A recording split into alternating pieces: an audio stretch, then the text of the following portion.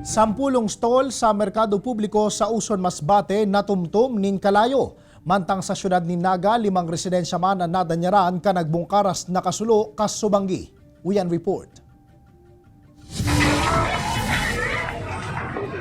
Pasado alas 6 nin banggikan magbungkaras ang kalayo sa Buena Vista Public Market sa Banwaan nin Uson sa probinsya nin Masbate. Naghaloy nin masarong oras antes na palsuk ang kalayo sa tabang nin mga kabuhan kan BFP hali sa pagtaraid na banwaan. 10 open stall man asin nagkapirang unit kan sarong edifisyo ang nadanyaran mantang 2 individual ang nalugadan huli sa insidente. Basado sa inisyal na investigasyon kan BFP, posibleng nagpalyar na generator set ang pigihiling na pigikanan kan kalayo. Padagos pang pigaaram kan mga otoridad ang total na danyos na pigwalat kan insidente. Ipigsakat man sa first alarm status ang nagbungkaras na kasulo sa San Ramon Street kan Barangay Calawag, Naga City. Nag-abot kami asin si kalayo niya hanggang dyan na sa taas kaning kahoy na ni.